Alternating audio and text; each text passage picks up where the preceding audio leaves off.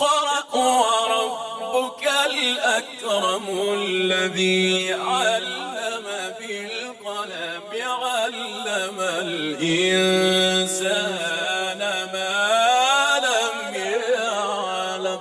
اعوذ باللہ من الشیطان الرجیم. بسم اللہ الرحمن الرحیم. الم تر کیف فعل ربک باصحاب الفیل الم یجعل کیدہم فی تضلیل وارسل علیہم طیرا ابابیل ترمیہم بحجارۃ من سجیل فجعلہم کعصف مأکول. صدق اللہ العظیم. سورۃ الفیل، فیل کے معنوں سے آپ سب واقف ہی ہوں گے ساتھی. کیا معنی ہوتے ہیں جی فیل کے؟ جی ہاتھی، بالکل. سب سے پہلے آ جاتے ہیں آیت نمبر 1 پر. جی تو پہلی آیت پر ہم آتے ہیں. فرمایا الم تر کیف فعل ربک باصحاب الفیل. اب اس میں جو سب سے پہلے ہمارے پاس آ ہے جی، آ کے بارے میں ہم سب جانتے ہیں کہ یہ کیا ہے؟ حرف استفہام ہے. ایسے ہی ہے جی، حرف استفہام ہے. تو حرف استفہام جو ہے وہ کس کام میں استعمال ہوتا ہے جی؟ کون بتا رہا ہے جی؟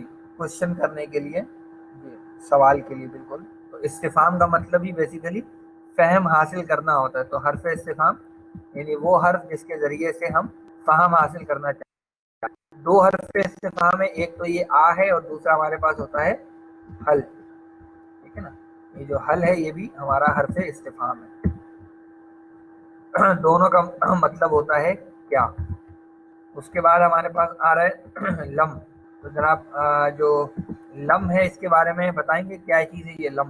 یہ ہے جازم مضارع. جازم مضارع. اور یہ جو جازم مضارع ہے اس کا ایک پہلو تو یہ ہے کہ یہ مضارع کو جزم دیتا ہے، اور دوسرا اس کا پہلو یہ ہے کہ یہ مضارع کو ماضی کے مفہوم میں لے جاتا ہے. ایک چیز. اور دوسرا اس میں یعنی نمبر 1 اس میں ہوتی ہے نفی، اور نمبر 2 اس میں کو ماضی میں لے جانے کا مفہوم پایا جاتا ہے. تو یہ دو کام کرتا ہے لم. اچھا، اگلا جو ہمارے پاس لفظ ہے وہ ہے تارا. یہ جو تارا ہے، تارا اس کا مادہ بنیادی طور پر ہے را، حمزہ اور یا. ٹھیک ہے، را، حمزہ اور یا. اور یہ مادہ استعمال ہوتا ہے باب فتحہ سے، اور اس کا جو مصدر بنتا ہے وہ کچھ اس طرح سے ہوتا ہے رؤیتن. یہ اس کا مصدر ہوتا ہے، اور معنی اس کے ہوتے ہیں دیکھنا، غور کرنے کے معنوں میں بھی استعمال ہوتا ہے. خیال کرنا، توجہ کرنا، ان سب معنوں میں یہ استعمال ہوتا ہے. تو بات یہ ہے کہ یہ جو ہے یہ کیسے بنا ہے؟ تو را، حمزہ، یا مادہ باب فتح ہے. واحد کر حاضر کا یہ صیغہ ہے. واحد مذکر حاضر کا صیغہ جو اس کا وزن ہے فتح میں وہ بنتا ہے تفعلو. تفعلو کے وزن پہ جب ہم را، حمزہ، یا ڈالتے ہیں لفظ میں ہمارا تر آ یو. ٹھیک ہے، تر. اچھا، اب آپ کو اگر یاد ہو تو ایک دفعہ یہ اس سے پہلے بھی یہ اصول پڑھا ہے کہ جو ہمارے حروف علت ہوتے ہیں، یعنی حروف واو اور یا، تو یہ جو واو اور یا ہے یہ دونوں حروف علت بڑے جان نثار قسم کے ہوتے ہیں. یہ دونوں حرف علت بہت ہی جان نثار قسم کے ہوتے ہیں.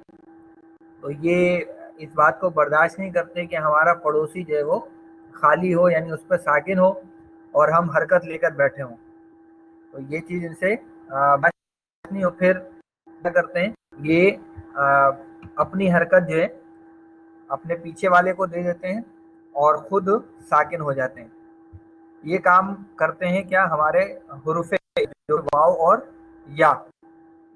لیکن کبھی کبھی یہ جو حمزہ ہے نا، یہ یہاں پر ہمارے اس میں یہ جو حمزہ ہے اس کو بھی ایک شوق کرتا ہے کہ بھئی میں بھی قربانی دوں. تو کہتا ہے بھئی یہ میرے پیچھے جو ہے یہ را خالی بیٹھا ہے اور میں حرکت لے کے بیٹھا ہوں تو یہ اچھی بات ہے. تو حمزہ کہتا ہے بھائی راہ سے کہ تم میری حرکت لے لو.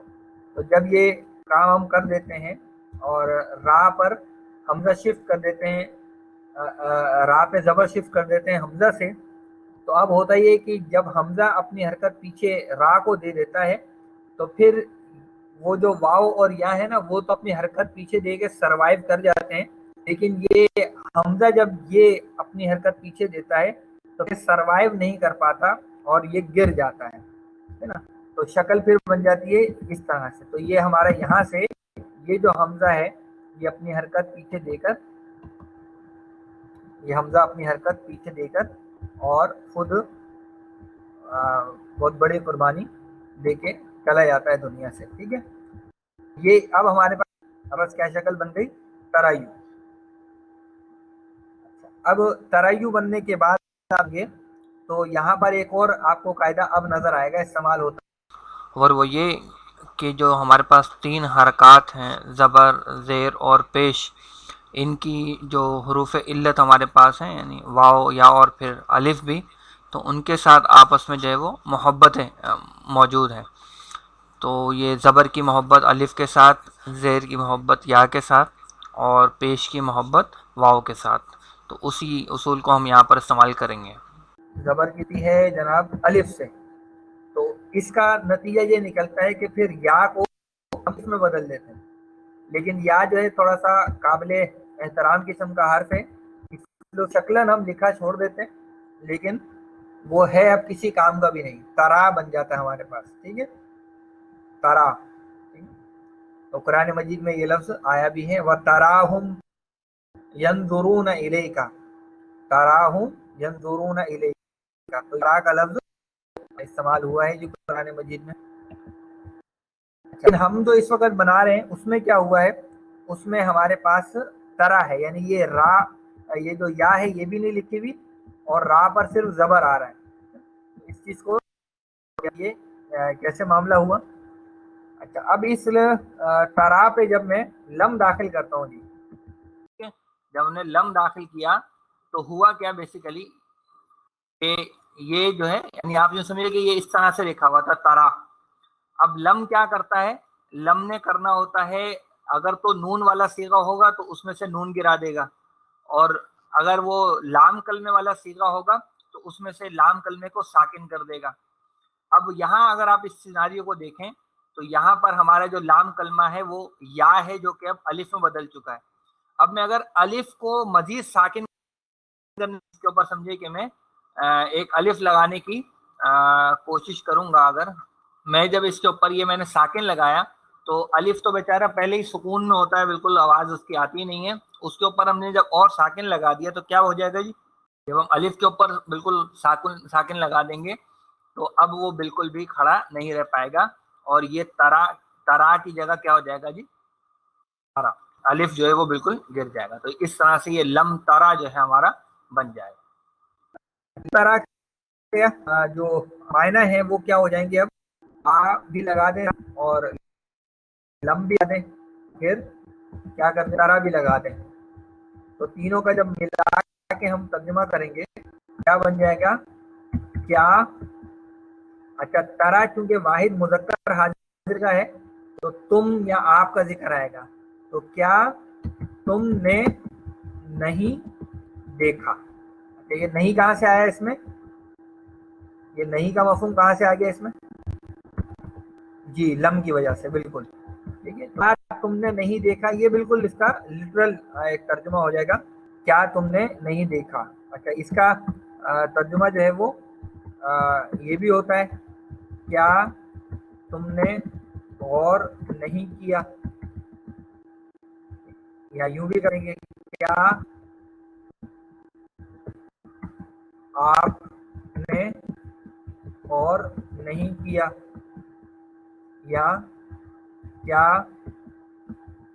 آپ نے توجہ نہیں دی. اس طرح یہ تمام اس کے معنی بن سکتے ہیں. ٹھیک ہے، تو کیونکہ توجہ دینا، خیال کرنا، کنسیڈر کرنا، دیکھنا، یہ سب جو ہے وہ معنی اس میں آ جاتے ہیں. ٹھیک ہے، کیا نہیں دیکھا؟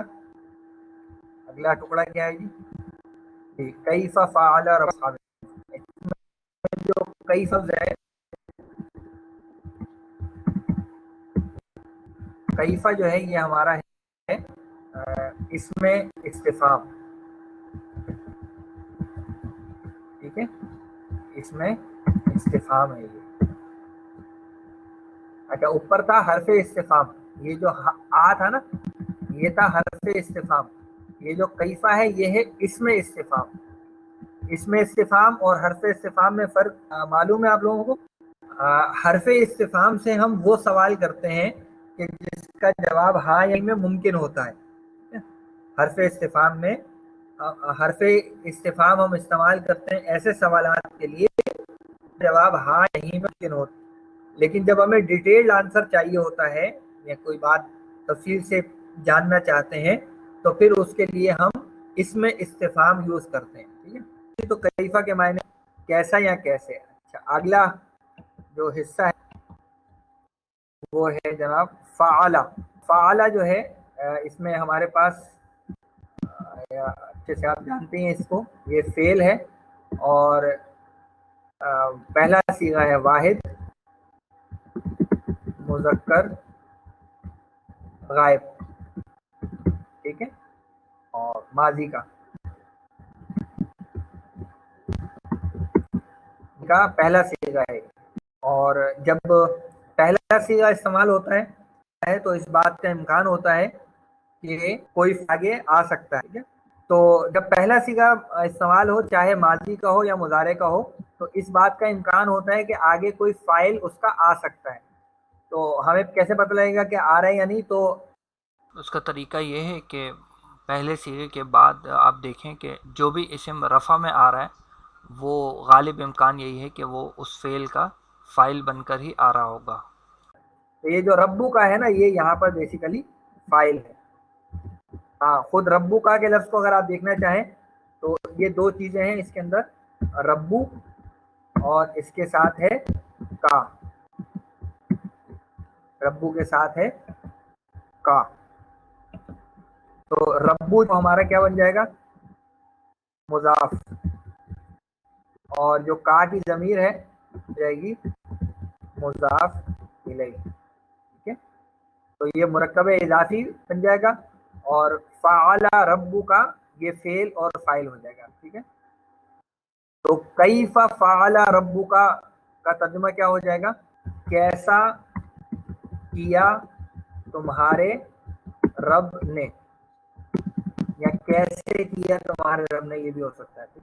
جی اگلا ہے اب ہمارے پاس حصہ یہ والا بی اصحاب الفیل. اس میں آپ دیکھیں اگر الفاظ کو ہم بولیں تو بی جو ہے ہمارا کیا ہے؟ حرف جار ہے، اور اصحاب جو ہے بی کی وجہ سے مجرور ہو رہا ہے اور یہ خود مضاف بن رہا ہے، اور الفیل جو ہے وہ مضاف الیہ ہے. مضاف الیہ ہمیشہ حالت جر میں ہوتا ہے. اچھا اصحاب جو ہے یہ جائیں صاحب کی جمع ہے جی اصحاب، اور اس کے معنی ہوتے ہیں والا، اور جمع میں پھر وہ والے.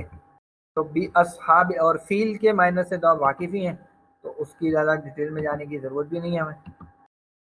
تو اگر ہم لے لیں ترجمہ تو یہ بن جائے گا ہاتھی والوں کے ساتھ. تو یہ بن گیا اس کا ترجمہ.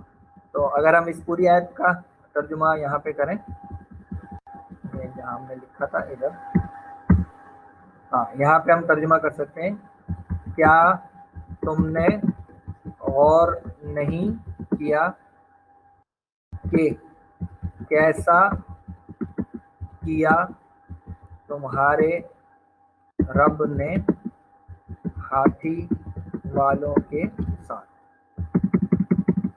ٹھیک ہے جی، کلیئر ہے ترجمہ؟ چلیے اب چلتے ہیں آیت نمبر 2 کی طرف. آیت نمبر 2 میں بھی آ اور لم سے تو آپ واقف ہو ہی گئے، ٹھیک ہے، اس کو ہم دوبارہ اب ذکر نہیں کر رہے. لیکن آپ یہاں یہ دیکھ سکتے ہیں کہ لم کی وجہ سے اوپر تو ترا مجزوم ہوا تھا، لیکن یہاں پر کون مجزوم ہو رہا ہے؟ یجعل، یجعل جو ہے اس کو اگر ہم کھولیں تو یہ اصل میں تھا یجعلو، ٹھیک ہے، یہ مضارع ہے اور واحد مذکر غائب کا یہ صیغہ ہے، اور مادہ اس کا ہے جیم عین اور لام، جو کہ باب فتح سے آتا ہے۔ تو باب فتح میں اس کے معنی ہوتے ہیں بنانا یا کر دینا، ٹھیک ہے نا؟ یہ دونوں اس کے معنی ہوتے ہیں۔ تو جب ہم اس پر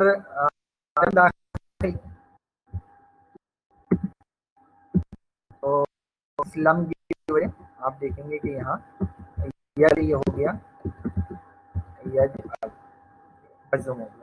اور یہاں پہ بھی نفی بھی آئے گی اور ماضی میں بھی اس کا مفہوم چلا جائے گا۔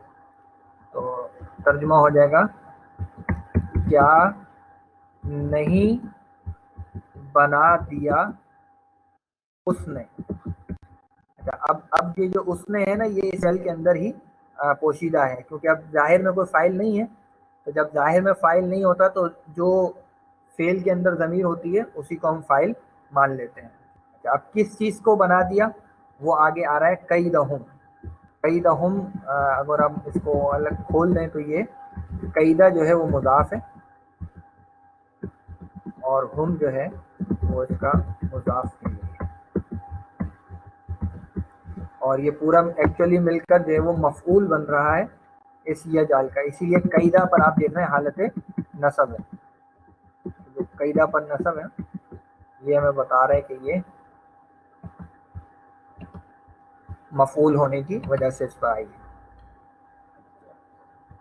قید کے معنی بیسیکلی ہوتے ہیں چال کے یا تدبیر کے، ٹھیک ہے۔ اچھا، وہ چال پھر دیکھنا پڑتا ہے کہ کس کی نسبت سے آ رہا ہے، یعنی اگر ویسے تو ایک قید کا لفظ عام طور پر مکر، فریب، داؤ، چال، چالاکی وغیرہ کے لیے استعمال ہوتا ہے، لیکن جب یہ لفظ اللہ کے لیے استعمال ہوتا ہے تو پھر تدبیر کے معنوں میں استعمال ہم کرتے ہیں۔ تو یہاں پر چونکہ قید کی نسبت ان ہاتھی والوں کی طرف ہے، اس لیے یہاں پر ہم چال کا ترجمہ کر سکتے ہیں۔ تو یہاں قیدہم کا ترجمہ ہم کر لیں گے ان کی چال، یا پھر ہم اس کے ساتھ سازش کا لفظ بھی استعمال کر سکتے ہیں۔ تو کیا نہیں بنا دیا اس نے ان کی چال کو، فی تضلیل، یہ آخری حصہ ہے، اس میں آپ دیکھیں تو فی آپ کا کیا ہے جی، جار ہے، اور تضلیل اس کی وجہ سے مجرور ہو گیا، ٹھیک ہے۔ تو یہ جار مجرور ہے، اس میں فی سے تو آپ واقف ہیں۔ تضلیل جو ہے اس کا مادہ ہے ضاد، لام اور لام، اور ویسے مجرد میں یہ آتا ہے آپ ضربہ سے، اور وہاں اس کا مصدر پہ بنتا ہے زلالہ تن، لیکن اور اچھا وہاں معنی جو اس کے بنتے ہیں وہ ہوتے ہیں گمراہ ہونا، ٹھیک ہے، گمراہ ہونا۔ البتہ یہاں جب یہ آیا ہے یہ باب تفعیل سے آیا ہے، باب تفعیل کا یہ تفعیل کے وزن پہ تذلیل مصدر ہے بیسیکلی، ٹھیک ہے۔ تو یہاں پر جو اس کے معنی بنتے ہیں نا وہ ہوتے ہیں کسی کو بے راہ کر دینا،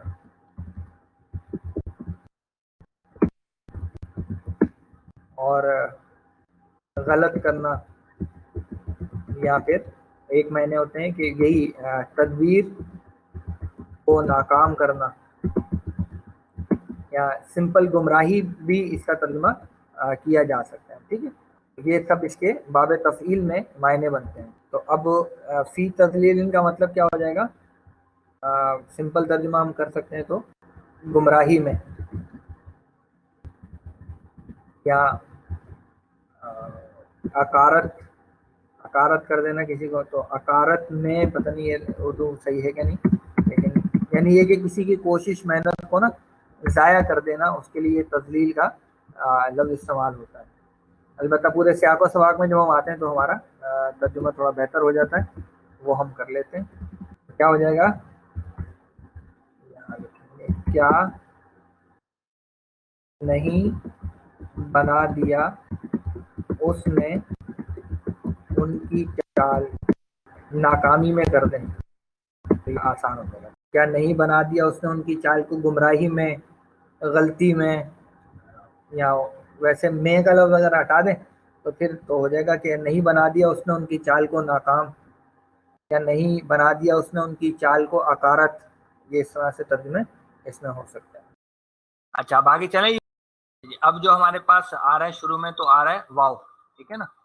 یہ جو واو ہے یہ ہے عطف والا واو، اور اس کا عطف بنیادی طور پر پچھلی آیت میں جو آیا تھا نا، علم یجعل، یہ جو یجعل ہے یعنی علم یجعل کیدہم فی تضلیل، وا یعنی اسی، یعنی جہاں اس نے ان کی چال کو ناکام بنایا وہیں اور کیا کیا، وا یعنی اور. تو یہ سمجھیے کہ علم یجعل پر اس کا عطف ہو رہا ہے،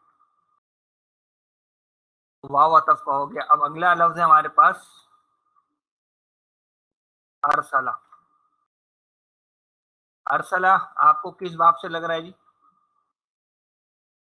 ارسلہ کس باب سے؟ جی ماشاءاللہ باب افعال سے ہے، اور ماضی کا صیغہ ہے یہ، ٹھیک ہے. یعنی باب ہے افعال اور ماضی کا صیغہ کون سا ہے؟ پہلا ہی صیغہ ہے، افعال کے وزن پہ واحد، مذکر اور غائب، ٹھیک ہے. افعال کے وزن پر آ جائے گی، افعال سے ارسلہ. تو اس میں چونکہ علت کوئی نہیں ہے تو بڑی آسانی سے کام ہمارا پورا ہو جاتا ہے. را، سین اور لام مانتا ہے اس کا. اس کے بنیادی جو معنی ہے نا وہ تو ہوتے ہیں بھیجنے کے، بنیادی معنی اس کے بھیجنے کے ہوتے ہیں، بھیجنا، ٹھیک ہے نا. اسی سے مرسل کا لفظ بنا ہے رسولوں کے لیے. جو مرسل کا لفظ آتا ہے وہ یعنی بھیجے ہوئے، وہ اسی کا اسم المفعول بنتا ہے.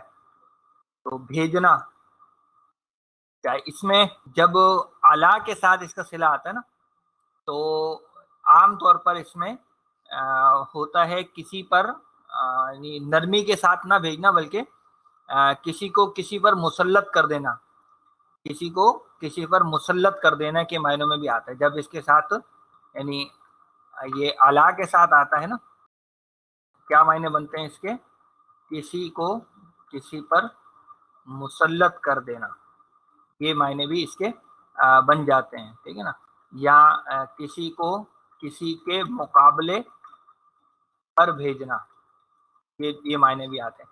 تو یہاں آپ دیکھ رہے ہیں چونکہ اعلیٰ آ رہا ہے نا، اس لیے یہاں پر یہ معنی لینے کی گنجائش بھی نکل رہی ہے. اچھا ارسلہ چونکہ پہلا سیکھا ہے اور اس میں آگے کسی کا نام نہیں ہے تو اس کا فاعل جو ہے وہی یعنی ربو کا جو ہے وہی اس کا فاعل مانا جائے گا. اور یہاں تک کیا ترجمہ ہو جائے گا؟ اور اس نے بھیجے. صرف لفظی ترجمہ صرف ارسلہ کا کریں گے اور علیہم کو ساتھ میں لے لیں گے تو اور اس نے مسلط کیے ان پر، اس طرح کا ترجمہ ہو جائے گا. علیہم کیا چیز ہے یہ بھی آپ جانتے ہیں، اس کو واقف ہیں اچھی طرح سے. اعلیٰ کیا ہے؟ میں جو ہمارے پاس اعلیٰ ہے وہ ہمارا حرف جار ہے، اور جو ہم ہے وہ اس کے ساتھ مجرورہ ضمیر ہو جائے گی. اچھا جی اس کے بعد کیا ہے جی؟ طیرن. اچھا طیرن کے بارے میں یہ ہے کہ یہ واحد میں بھی استعمال ہوتا ہے اور اس کی جمع بھی یہ استعمال ہوتی ہے. طیرن جو ہے یہ واحد میں بھی آتا ہے اسی طریقے سے اور جمع میں بھی یہی آتا ہے، مذکر کے لیے بھی یہی آتا ہے اور مؤنث کے لیے بھی یہی استعمال ہوتا ہے، ٹھیک ہے. یہاں پر جو ہے یہ جمع میں ہے کیونکہ یہاں کوئی ایک پرندہ نہیں ہے بلکہ کئی پرندوں کی بات ہے. تو واحد، جمع اور مذکر، مؤنث، سمجھ رہے ہیں؟ سب کے لیے جو ہے وہ یہی استعمال ہوتا ہے طیرن. ویسے ایک آدھ جگہ پہ اس کا جو ہے وہ طائر کا لفظ بھی آتا ہے، وہ واحد کے معنوں میں عام طور پہ یوز ہوتا ہے، یہ لفظ بھی استعمال ہوتا ہے. اور بعض یعنی طائرن واحد ہے اور اس کی جمع طیرن ہے، اور بعض کی رائے کہ نہیں جو طیرن ہے یہی واحد میں اور جمع میں سب جگہ یہی استعمال ہوتا ہے. تو یہ ایک رائے. اچھا ایک سوال یہ ہے کہ یہ نصب میں یہاں پر کیوں آیا؟ تو اس سے آپ لوگ اچھی طرح واقف ہیں کہ یہ کیا ہے؟ مفعول ہے ارسلہ کا، ارسلہ کا مفعول ہے. اسی لیے طیرن جو ہے وہ حالت نصب میں آ گیا. تو اس کا ترجمہ کیا ہو جائے گا؟ پرندے. اگلا لفظ ہے ہمارے پاس ابابیل. یہ جو ابابیل کا لفظ ہے اس کے بارے میں بھی یہی بات ہے کہ یہ طیرن کی صفت ہے ویسے تو، لیکن یہ ہے کہ یہ جمع میں ہی استعمال ہوتا ہے، اس کا کوئی واحد نہیں ہے. ٹھیک ہے، اس کا کوئی واحد نہیں ہے، یہ جمع میں ہی استعمال ہوتا ہے. البتہ بعض لغت کے ماہرین نے نا اس کا واحد جو ہے وہ بھی بنانے کی کوشش کی ہے، لیکن یہ کہ زیادہ جو مشہور رائے ہے وہ یہی ہے کہ یہ جو ہے وہ خود جمع ہے اور یہ اسی طرح سے استعمال ہوتا ہے. ٹھیک ہے، یعنی بعض کی رائے یہ ہے کہ یہ ابول کا ایک لفظ ہوتا ہے، یعنی ویسے جو ہے یہ جمع ہے اور اس کی واحد نہیں ہے، یا یوں کہہ لیے کہ یہاں استعمال نہیں ہوتی، یوں کر لیں. اچھا، پھر اگر واحد ہے تو کیا ہے؟ اس پر رائے یہ ہے کہ اس کا واحد ہے ابول، ہے نا، اس کا واحد ہے ابولن. تو ابولن کی جمع جو ہے وہ کہہ لیے کہ ابا بیلو، یہ اس طرح سے بنتا ہے. اچھا، یہ لفظ استعمال ہوتا ہے پرندوں کے جھنڈ کے لیے. تو پرندوں کا جھنڈ جو ہے نا، یوں سمجھیے کہ یہ ابابیل کا مطلب ہوگا پرندوں کا جھنڈ، یہ اس کے بنیادی معنی. تو یہ طیرن ابابیل جو ہے، یعنی یہ آپ اس کو جو ہے وہ طیرن کی صفت بھی لے سکتے ہیں، کیونکہ طیرن بھی نسب میں ہے اور یہ بھی نسب میں ہے. ٹھیک ہے، اور آپ اس کو جو ہے وہ حال بھی لے سکتے ہیں طیرن کا، طیرن کی صفت یا اس کا حال ہے. ٹھیک ہے، یعنی وہ کیفیت بیان ہو رہی ہے پرندوں کی. ٹھیک ہے، تو اگر تو صفت لیں گے تو جھنڈ کے جھنڈ، پرندوں کا جھنڈ، یا جھنڈ کے جھنڈ پرندے، یا اور اگر حال والا ترجمہ کریں گے تو ہوگا اس نے بھیجے ان پر پرندے جھنڈ کے جھنڈ، یعنی اس حال میں کہ وہ جھنڈ کے جھنڈ تھے. تو دونوں ترجمے بن سکتے ہیں، ایک ہی مفہوم اس کا اینڈ رزلٹ جو ہے وہ نکلے گا یہی. اچھا جی، بعض لوگوں کی یہ جو رائے ہے کہ یہ اپنا کسی کوئی پرندے کا نام ہے، تو یہ کسی خاص پرندے کا نام نہیں ہے. یہ ہمارے ہاں شاید ہمارے ملک میں کسی پرندے کا نام جو ہے وہ رکھ دیا کسی نے، ابابیل. ادروائز وہ حضرات یعنی صحابہ میں سے وہ شخصیات کے جنہوں نے ان پرندوں کو دیکھا تھا، ان کی رائے یہ ہے کہ یہ ایسے پرندے تھے کہ نہ اس سے پہلے کبھی دیکھے گئے اور نہ اس کے بعد کبھی اس طرح کے پرندے وہ دیکھے گئے. تو یہ خاص قسم کے پرندے تھے جو اللہ تعالیٰ نے بھیجے ہیں، اور یہ کسی ایک پرندے کا نام نہیں ہے. عربی میں ابابیل جو ہے وہ پرندوں کے جھنڈ کو کہتے ہیں. تو یہ طیرن کی صفت یا طیرن کے حال کے طور پر یہاں پر نقل ہو رہا ہے، یہ کسی خاص پرندے کا نام نہیں ہے. ٹھیک ہے، تو کیا ترجمہ بن جائے گا جی اب اس آیت کا؟ اور اس نے بھیجے یا مسلط کیے ان پر بھیجے ان پر پرندے ان کے. آگے بڑھتے ہیں آیت نمبر 4 کی طرف. اب ہمارے پاس لفظ آ رہا ہے ترمیہم. پہلے یہ ہمارے پاس ہے جی ترمی اور اس کے ساتھ ہے پھر ہم. یہ ترمی اصل میں اس طرح سے ہے، ترمی اور اس کے ساتھ یہ ہم کی ضمیر ہے. اچھا، اب اس میں جو ترمی کا فعل ہے اس کو ہم دیکھ لیتے ہیں. ترمی جو ہے اس کا مادہ کیا ہو سکتا ہے جی؟ را میم یا. بالکل صحیح ہے، را میم اور یا. تو را میم اور یا اس کا مادہ ہے، اور یہ باب ضربہ سے آتا ہے. باب ضربہ میں یہ جو صیغہ ہے یہ مضارع کا ہے، اور صیغہ ہے واحد اور مؤنث غائب کا، یعنی چوتھا صیغہ ہے. ٹھیک ہے، یہ چوتھا صیغہ ہے. کیوں ہے یہ چوتھا صیغہ؟ کوئی بتائے گا؟ یہ واحد مؤنث غائب کیوں استعمال ہوا ہے؟ غیر عاقل کی جمع مکسر.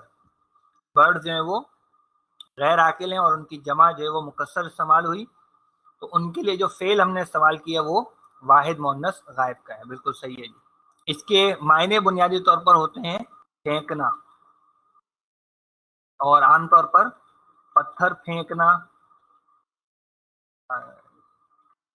یا تیر پھینکنا، تیر مارنا، دونوں ان سب معنوں میں یہ استعمال ہے. صرف پھینکنا یا پتھر پھینکنا، تیر مارنا، یہ سب چیزیں تو جو رمی کرتے ہیں نا جی حج میں، تو وہ بھی یہی ہے بیسیکلی، اس میں کیا کر رہے ہیں، یہ پتھر ہی مار رہے ہوتے ہیں، تو پتھر پھینکنا یہ اس کے معنی بنتے ہیں۔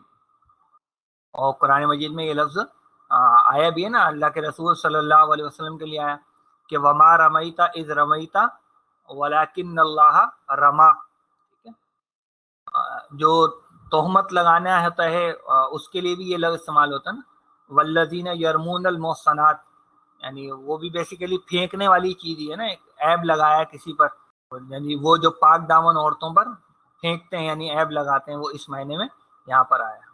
ترمی کے ساتھ کیا ہو گیا جی، ہم کی ضمیر، تو یہ جو ہم کی ضمیر ہے یہ مفعولی ضمیر ہے، جب بھی کسی فعل کے ساتھ متصل ہو کے ضمیر آتی ہے تو وہ کیا بن جاتا ہے، مفعول بن کے آتی ہے، ٹھیک ہے۔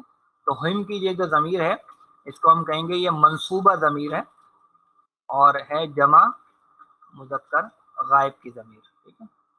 منصوبہ کیوں کہہ رہے ہیں ہم اس کو بھائی، جی مفعول ہے، نصب نہیں ہوتا ہے مفعول، اس لیے ہم نے یہاں اس کو منصوبہ کہا ہے، جبکہ اسی ضمیر کو ہم نے یہاں پہ کیا کہا تھا، یہاں پہ ہم نے مجرورہ کہا تھا اس کو، کیوں یہاں مجرورہ کیوں تھی، اس الا کی وجہ سے، جبکہ یہاں جو ہے یہ منصوبہ ہو گئی ہے کس کی وجہ سے، کہ یہ فعل کے ساتھ ضمیر آ رہی ہے، تو فعل کے ساتھ جب بھی متصل ضمیر آئے گی وہ مفعول بن کر ہی آتی ہے۔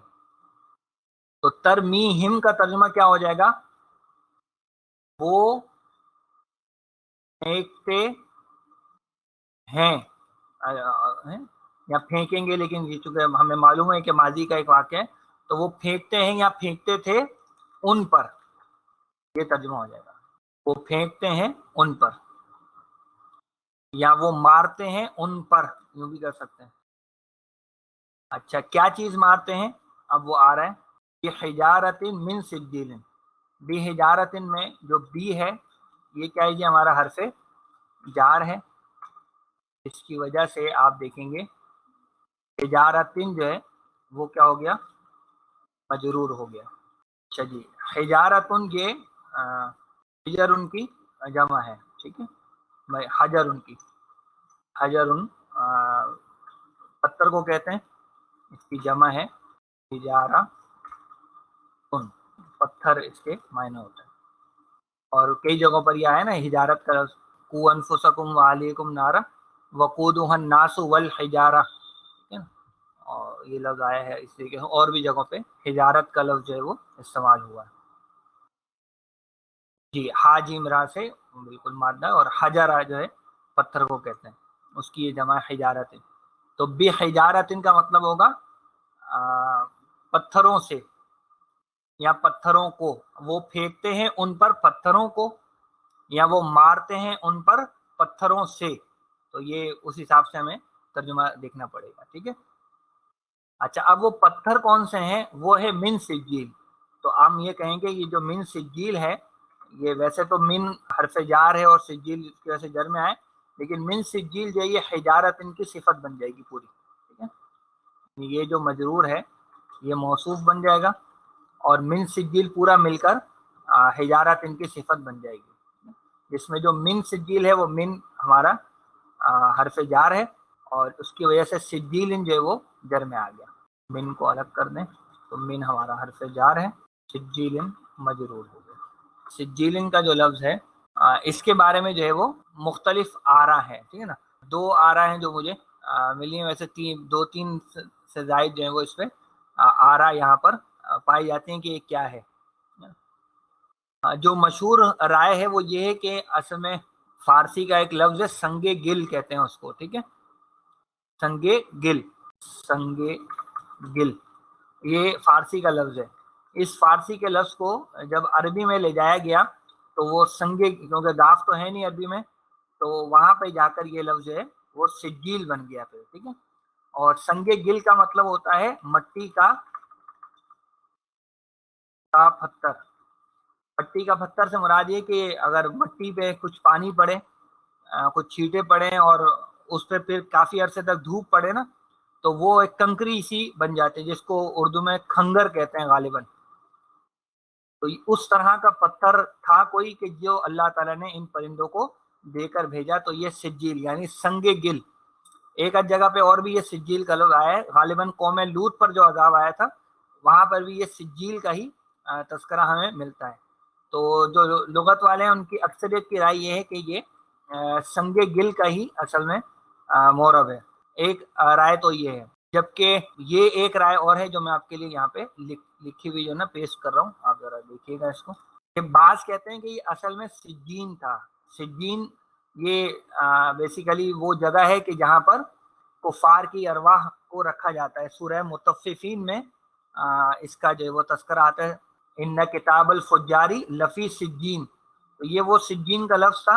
تو کہتے ہیں کہ نون کو جو ہے وہ لام سے بدلا ہے، جس میں اشارہ ہے کہ یہ جو کنکریاں تھیں، یہ پتھر جو تھے وہ معمولی نہیں تھے، بلکہ عالم غیب میں اس طبقے کے تھے جہاں ارواح کفار کو عذاب دیا جاتا ہے، اور ان کنکریوں کی یہ تاثیر تھی کہ جس پر پڑتی تھی پار نکل جاتی تھی یا اس کا گوشت جو وہ گلنا شروع ہو جاتا تھا۔ یہ ایک دوسری رائے ہے اس کے بارے میں۔ تو یہ دونوں آرا بہرحال اس کے بارے میں پائی جاتی ہیں۔ تو اب اگر ہم اس پوری آیت کا ترجمہ کر دیں تو کیا ہو جائے گا؟ وہ پھینکتے تھے ان پر مٹی کے بنے ہوئے پتھر، یا مٹی والے پتھر کہہ لیں، مٹی والے پتھر یا کنکر والے پتھر بھی کر سکتے ہیں۔ وہ پھینکتے تو ان پر مٹی کی جگہ کنکر والے کر لیں تو یہ شاید کچھ ذرا بہتر ہو جائے گا۔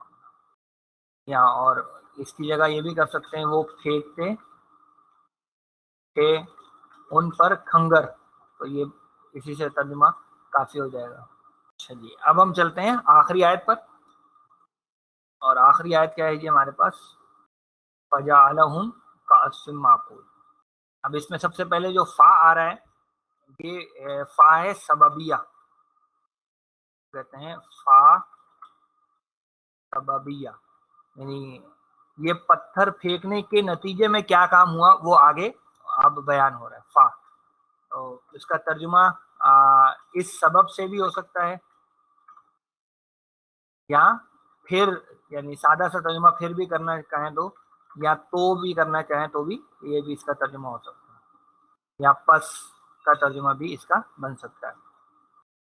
اچھا، پھر کیا ہوا؟ جعلہم، جعلہم میں بھی آپ دیکھیں جعل جو ہے وہ ہمارا کیا ہے؟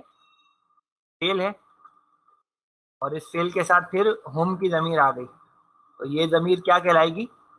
مجرورہ یا منصوبہ؟ جی منصوبہ کہلائے گی، بالکل۔ یہ ہو گیا مفعول ہو گیا، اور یہ متصلہ منصوبہ ضمیر ہو گئے ہمارے پاس، اور یہ صیغہ ہو گیا جمع مذکر غائب کا۔ جعل کے بارے میں ہم نے اوپر ہی پڑھ لیا تھا، اوپر آیا تھا یہ فعل یجعل کے اندر، یہ یجعل کے اندر یہ چیز آئی تھی، تو یہی میں یہاں پیش کر دیتا ہوں کے لیے۔ آپ فتحہ سے یہ آتا ہے، اور یہاں پر یہ ماضی کا پہلا ہی صیغہ واحد مذکر غائب، واحد مذکر غائب، فعلا کے وزن پہ جعلا، تو اس میں کوئی مشکل نہیں ہے۔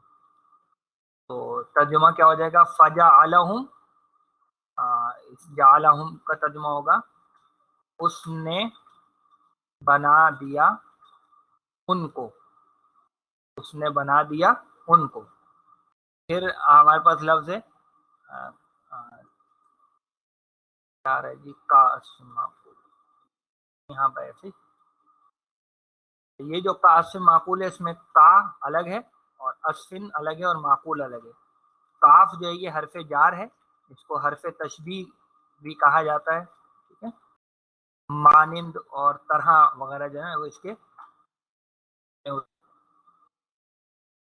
اور اس کے ساتھ پھر ہے اسفن، اسفن جو ہے وہ مجرور ہو گیا کاف کی وجہ سے، اور یہ یہاں پر موصوف ہے، اور معقول جو ہے وہ اس کی صفت ہے، اسفن کی صفت ہے معقول۔ مجھے یہ بتائیے کہ یہ اسفن جو ہے وہ تو چلیں اس کاف کی وجہ سے جر میں آ گیا، یہ معقولن کیوں جر میں آ گیا؟ کی کیا وجہ ہے؟ معقولن کے جر میں آنے کی کیا وجہ ہے؟ صفت اور موصوف کا آپس کا جو تعلق ہے اس میں حالت کو برابر رکھنا ہوتا ہے. تو چونکہ اسفن جر میں تھا تو اس لیے معقول جو ہے وہ بھی جر میں آ گیا. بالکل ٹھیک بات ہے. اچھا اسفن جو ہے جناب کہتے ہیں اسفن، اصل جو صحیح لفظ ہے وہ ہے اسفن. اور اس کے جو معنی ہوتے ہیں نا بیسیکلی وہ گیہوں پر جو دانہ ہوتا ہے نا اس کو کہا جاتا ہے. گیہوں پر یا گیہوں کا دانہ کہہ لیجیے، ٹھیک ہے نا. گیہوں کا دانہ یا اس کو بھوسا بھی کہا جاتا ہے. ٹھیک ہے، بھوسا ہو گیا بھوسا. اور معقول کیا چیز ہے؟ معقول کیا اس کا مادہ کیا ہوگا جی؟ جی حمزہ کاف اور لام. حمزہ کاف لام اس کا مادہ ہے، حمزہ کاف لام. اور یہ آتا ہے باب نصرہ سے. ٹھیک ہے، اکلا یاکلو، اس سے یہ اسم المفعول بنا ہے جناب. اسم المفعول کا وزن کیا ہوتا ہے مجرد میں؟ مفعول. مفعول کے وزن پہ یہ بن گیا مفعول. اور معقول یعنی اکلا یاکلو کے معنی ہوتے ہیں کھانا، کھانا. ٹھیک ہے، تو معقول کا مطلب کیا ہو گیا؟ کھایا ہوا یا جس کو کھایا جائے، دونوں مطلب. آپ نے اردو میں معقولات و مشروبات یعنی کھانے کی چیزیں اور پینے کی چیزیں. تو معقول کھایا ہوا یا جس کو کھایا جائے. تو اسفن معقول کا ترجمہ کیا ہو جائے گا؟ کھایا ہوا بھوسا، کھایا ہوا بھوسا. اور کا اسم معقول، کا اسم معقول کھائے ہوئے بھوسے کی طرح. یہ کی طرح کا لفظ ایڈ ہو جائے گا کاف کی وجہ سے. تو اگر ہم اس پوری آیت کا ترجمہ کریں گے تو کیا ہو جائے گا؟